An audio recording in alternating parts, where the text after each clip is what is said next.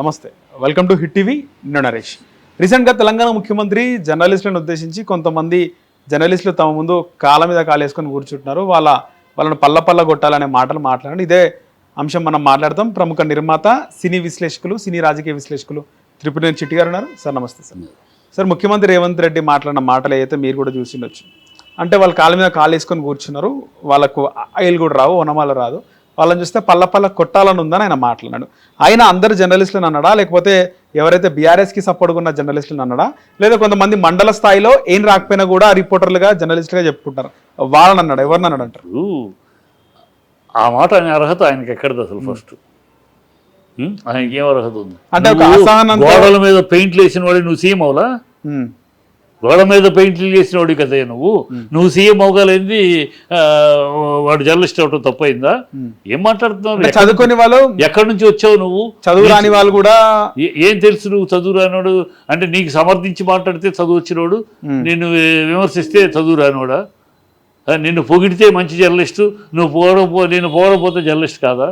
ఏమి పిచ్చి భాష, పిచ్చి మాటను? అంటే ఫ్రస్ట్రేషన్ వెనకాల అసలు రీజన్ ఏంటంటారు? ఫ్రస్ట్రేషన్ అంటే ఆయన ఫ్రస్ట్రేషన్. ఇప్పుడు ఆయన సపోర్ట్ చేయట్లేదు ఎవరు కూడా, ప్రజలు సపోర్ట్ చేయట్లా, ప్రజల తరఫున విమర్శలు వస్తున్నాయి. ఎక్కడ చూసినా, ఏ వీడియో చూసినా రేవంత్ రెడ్డి అనగానే ప్రజలు ఏసరించుకునే వీడియోలు వస్తున్నాయి, వైరల్ అవుతున్నాయి. సో అతనికి ఏడుపు కడుపు మంట. నువ్వు నిజంగా పరిపాలన చేస్తే ఎందుకన్నా వస్తుంది ప్రజల్లో? నువ్వు అన్ని డ్రామాలు ఆడుతున్నావు, అన్ని అబద్ధాలు ఆడుతున్నావు, ఎక్కడ హామీలన్నీ అరకొరగా చేసి అయిపోయింది, హామీలు చేసేసావు అనే డ్రామాలు ఆడుతున్నావు. నీకు ఎంతసేపు పైకి ఎన్ని మూటలు పంపించాలి, నువ్వెన్ని మూటలు సర్దుకోవాలి, కోమటిరెడ్డి వెంకటరెడ్డి దాడిని ఎట్లా తట్టుకోవాలి, ఇవే నీ సమస్యలు అయిపోతే.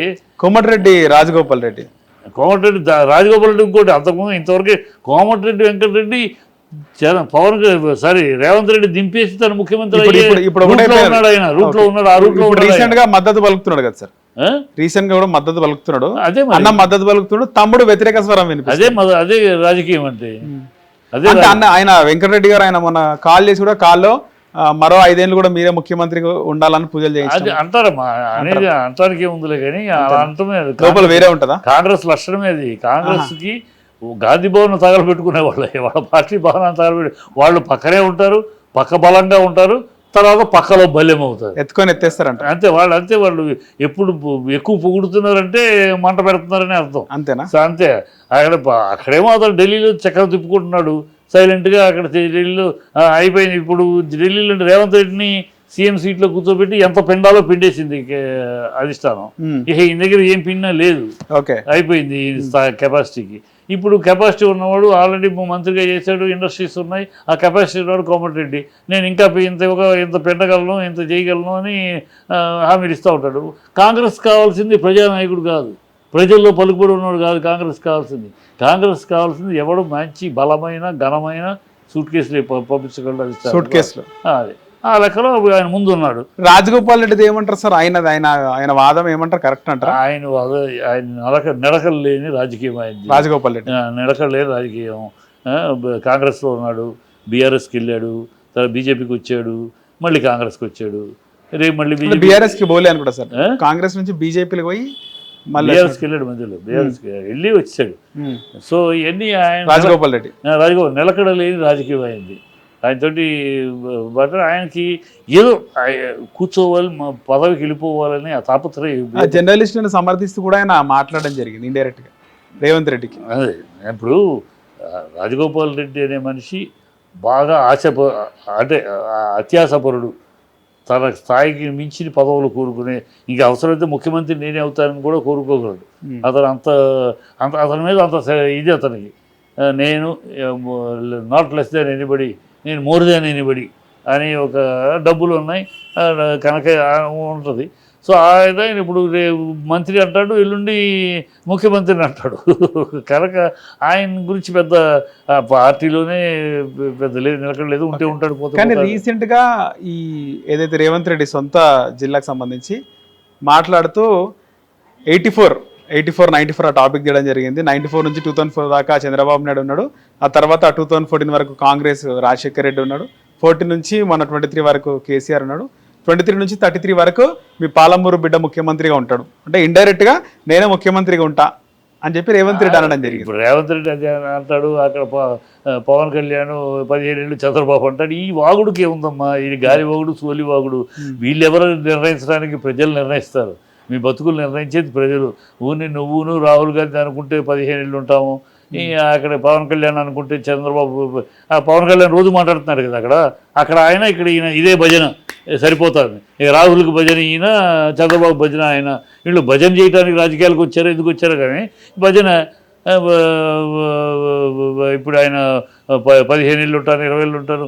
ఇంకో సంవత్సరం ఉంటే సంతోషం. ఈ సంవత్సరం 5 ఏళ్ళు ఉంటే సంతోషం. వెంకటరెడ్డి పవర్కు ఎలక్షన్ ముందు దళిత ముఖ్యమంత్రి అని బట్టి విక్రమార్కని పార్టీ ముందు తీసుకొస్తూ ఈ తట్టుకుని నిలబడికి వెళ్తే సంతోషం. ఊనే అందుకని రాహుల్ గాంధీని తృప్తిపరచడం కోసమని పెద్దమ్మ గుడి కూల్తా. ఎందుకంటే రాహుల్ గాంధీ హిందూ వ్యతిరేకి, టెర్రరిస్ట్ అంటాడు, హిందూ టెర్రరిస్ట్ అంటాడు. సనాతన ధర్మం డెంగీ, పెద్దమ్మ గుడిని పగలగొట్టడం. అందుకే ఎందుకంటే హిందూ టెంపుల్ పగలగొడితే అక్కడ ఆనందపడేది ఎవరు? రాహుల్ గాంధీ. రాహుల్ గాంధీ కాంగ్రెసే హిందూ వ్యతిరేక కదా, అది హిందూ వ్యతిరేక పార్టీ. హిందువులు ఎంత తిడితే, హిందూ మా ఆచారాలు ఎంత తిడితే, సనాతన ధర్మాన్ని ఎంత విమర్శిస్తే అంత సంతోషం వాళ్ళకి. అందుకని రాహుల్ గాంధీ కళల్లో ఆనందం చూడటం కోసం గుడి పగలగొట్టడం. గుడి పగలగొట్టే వాడివి మరి ఓవైసీ కాలేజీని కూల్చు. 3 పక్కల చెరువు ఉంది కదా, కూల్చు. అక్కడెందుకు కూల్చా మరి? అక్కడెందుకు నా ఓవైసీ సక్కరాకుతావు? ఇక్కడ హిందువులు కూలుస్తావు ఎందుకు? హిందువులు కూలిస్తే ఆహా ఏం సాధించారు మా నాడని అక్కడ రాహుల్ గాంధీ ఆనంద బాష్పాలు ఉంటాయి. ఆ కళల్లో ఆనందం చూడటం కోసం ఈ దౌర్భాగ్య పాలన, దౌర్భాగ్య రాజకీయాలు, ఈ కాంగ్రెస్ దుష్ట భూయిష్టమైన కాంగ్రెస్ ఇది, ఈ దుర్మార్గమైన కాంగ్రెస్ ఇది, అబద్ధాల కాంగ్రెస్ ఇది, అవినీతి కాంగ్రెస్ ఇది, దరిద్రపు కాంగ్రెస్ ఇది, ఈ రాష్ట్రానికి పట్టిన దరిద్రపు కాంగ్రెస్ ఇది. జూబ్లీస్ ఎన్నికలు కూడా వస్తున్నాయి కదా సార్, ఈ నేపథ్యంలో ఇది ఒక రాజకీయ రగడ అనుకోవచ్చా? యూపీలో జూబ్లీస్ బై ఎలక్షన్స్ వస్తున్నాయి కదా, దీనికి సంబంధించి అదే ఇప్పుడు దాంట్లో డైవర్షనే కాళేశ్వరం ఎందుకు రైట్ చేసే, దాంట్లో ఏమీ లేదు. రేపు రిపోర్టు అసెంబ్లీలో పెడితే ఏముండదు, బొక్క బోర్ల పడతారు. కానీ కేసీఆర్ కాళేశ్వరంలో ఏమైనా బుద్ధి ఉందా? బుద్ధి జనం 10వ క్లాస్ చదివిన అడిగినా చెప్తాడు. ఒక కేసీఆర్ సీఎం డిసైడ్ చేస్తాడా? దానికి ఒక ప్రాజెక్ట్ మేనేజర్ ఉంటాడు, ప్రాజెక్ట్ ఇంజనీర్ ఉంటాడు, ఒక 10 మంది ఇంజనీర్ల గ్రూప్ ఉంటారు కదా. వాళ్ళు ఒక కేసీఆర్ ఇంజనీర్ కాదు, ఆయన చెప్తాడు. ఒక సీఎంగా రైట్ ఉంది, అడ్వైస్ ఇస్తాడు. ఇదిగో ఇలా అయితే బెటర్, ఈ 4 ఊళ్ళు కూడా కలిసేటట్టు వస్తే బాగుంటుంది ప్రాజెక్టు, ఆ 4 జిల్లాలు కూడా కలిస్తే బాగుంటుంది నీళ్ళు, ఇది చెప్తారు. అది చెబితే పాసిబుల్లా దాన్ని అడ్మిట్ చేసేది ఎవరు? ఆ ఇంజనీర్లు. కేసీఆర్ పేరు ఎందుకు వచ్చిందంట సార్? బాగా రాజకీయంగా కేసీఆర్ని రేపు పార్లమెంట్ అదే కోర్టులో నిలవదు, రేపు అసెంబ్లీలో డిస్కషన్ పెడితే పటాపంచలు పరుగు పోద్ది. ఈ లోపల పేపర్ మీడియా ఉంది, మీడియాని మేనేజ్ చేసుకుని ఏదో రేపు ఎలక్షన్కి అయిపోయింది. గత ఎన్నికల్లో 1,00,000 కోట్లు కాళేశ్వరంలో తిన్నారన్నారు. దాని ప్రాజెక్ట్ కాస్టే 1,00,000 కోట్లు, 1,30,000 కోట్లు, 1,00,000 కోట్లు తిన్నారట. బుద్ధి లేని మాటలు. ఇప్పుడు ఈ ప్రాజెక్టులో ఇలాంటి కూలటం ఫస్ట్ టైం భారతదేశంలో తెలుసుకోవాలి రేవంత్ రెడ్డి. గుజరాత్లో జరిగింది, మహారాష్ట్రలో జరిగింది, అప్పుడు కూలింది. ప్రాజెక్టులు జరుగుతున్నప్పుడు ఎక్కడో ఒక సమయం జరుగుతుంది, టెక్నికల్ ఇంజనీరింగ్ మిస్టేక్లు. అది పాలకులకు రాజకీయాలకు చెప్తారు. జరిగితే ఏం చేస్తారు? రాష్ట్రం ఇమ్మీడియట్గా ఏం చేశారు? జరిగితే ఇమ్మీడియట్గా దాన్ని రెక్టిఫై చేసి టకటకని యుద్ధ ప్రాతిక మీద దాన్ని కరెక్ట్ చేసి మళ్ళీ ప్రొసీడ్ అయ్యారు. ఇక్కడ ఏం చేస్తున్నారు ఈ రేవంత్ రెడ్డి? అది మేడిగడ్డ అయింది, ఇమీడియట్గా దాన్ని సెటిలైట్ చేసి రిపేర్ చేయాల్సింది పోయి అది వదిలేసి దాన్ని రాజకీయంగా వాడుకుందామని అల్లరల్లరి చేసి ఆ తెలంగాణ రాష్ట్ర మర్యాద తెలంగాణ వాళ్ళకి ప్రాజెక్టు కూడా కట్టుకోవడం చేత కాదు, ఏదో ప్రాజెక్ట్ కట్టారు కూలిపోయిందని, ఒక స్తంభం అంతా కూలిపోయిందని. మన నీళ్ళని రైతులకు నీళ్ళు ఎక్కడి నుంచి వచ్చినాయి? కాళేశ్వరం నుంచి కాదు. ఈ బుద్ధిహీనంగా రాష్ట్ర పరువును తీస్తూ రాజకీయం కోసం దరిద్రం చేస్తున్నారు వీళ్ళు. రాజకీయం కోసం ఇప్పుడు తీసుకొచ్చి రేపు బై ఎలక్షన్ వస్తున్నాయి కనుక ఇదేదో బూచి ప్రజలకు ఇప్పుడే నమ్మరు, గతంలో నమ్మారు కానీ ఇప్పుడు అందరికి ప్రజలకు అర్థమైపోయింది. ఇప్పుడు ఆయన ఏం చేస్తాడయ్యా? ఇంజనీర్లు తప్పు, ఆయన ఏం చేస్తాడు? స్థానిక సంస్థల ఎన్నికలు ఇంకా ఇప్పుడు వస్తే ఏం సార్ పరిస్థితి ఎట్లుంటుంది అంటారు? పరిస్థితి ఏ ఎన్నికలు వచ్చినా కాంగ్రెస్కి పంగనామాలు పెడతారు ప్రజలు. ఎందుకంటే అంత నేను ప్రజలు తిరుగుతున్నాను, ప్రజల్లో అంత పథకాలు తీసుకొని పంగనామాలు పెడతారంట. ఎందుకంటే అంత విరక్తితోటి ఉన్నారు. ఏదో అనుకుని మార్పు అంటే ఏదో మార్పు అనుకుని ఓట్లేసి గెలిపించుకున్నాం. సింహాన్ని ఇంట్లో కూర్చోబెట్టి చిట్టెలుకులను అధికారంలోకి తీసుకొచ్చాం. వారు పరువు పోయింది, తెలంగాణ బ్రాండ్ ఇమేజ్ పోయింది. తెలంగాణ అంటే కాలరెత్తుకు తిరిగాము ఆ రోజుల్లో.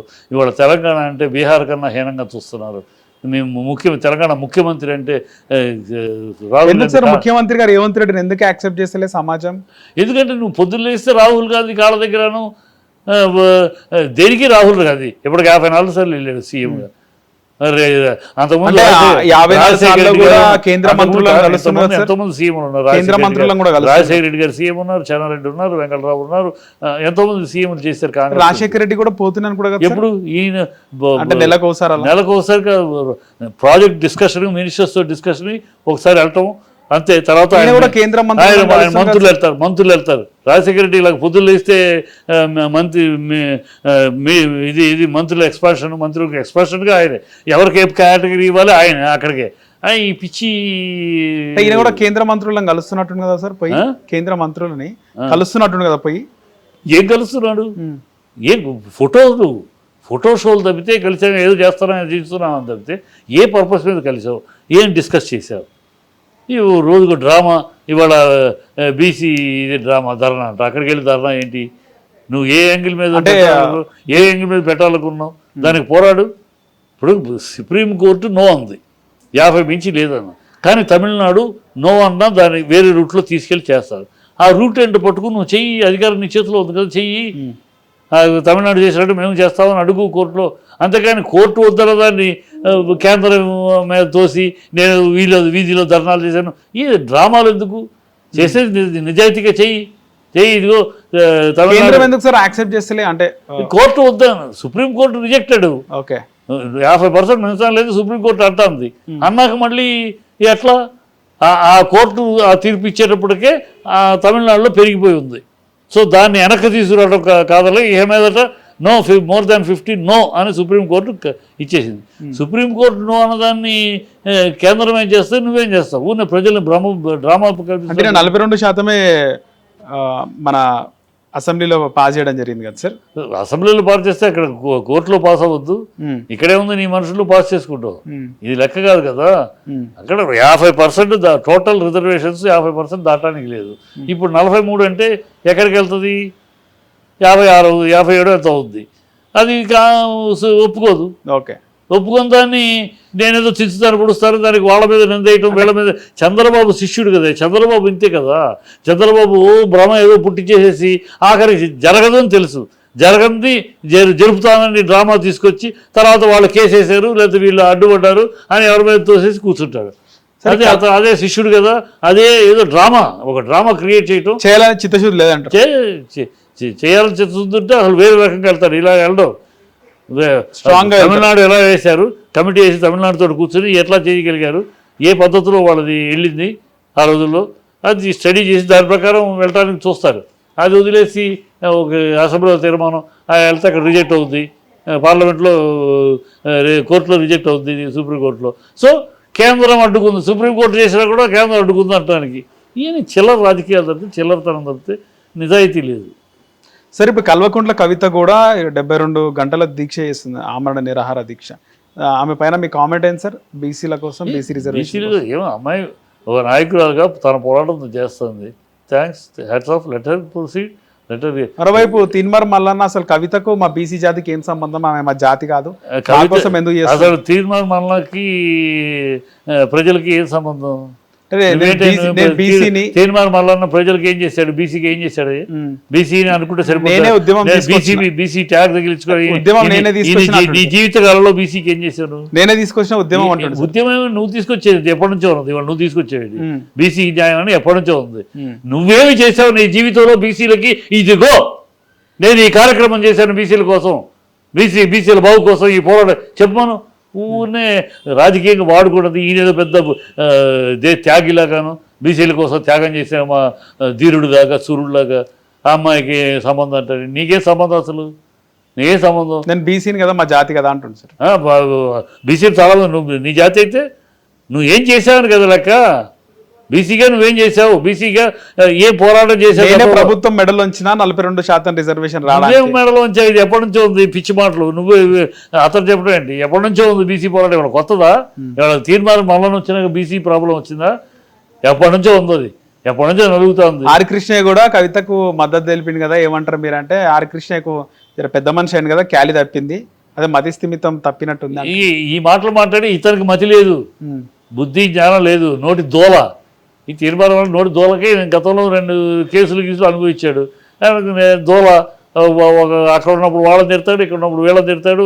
ఎప్పుడు ఎవరితో మీడియా చేతిలో ఉంది కదా, తన ఏదో ఉంది కదా అని దోల, నోటి దోల మాటలు మానుకోవాలి. ఒక నాయకుడు అవ్వాలంటే ఈ నోటి దోల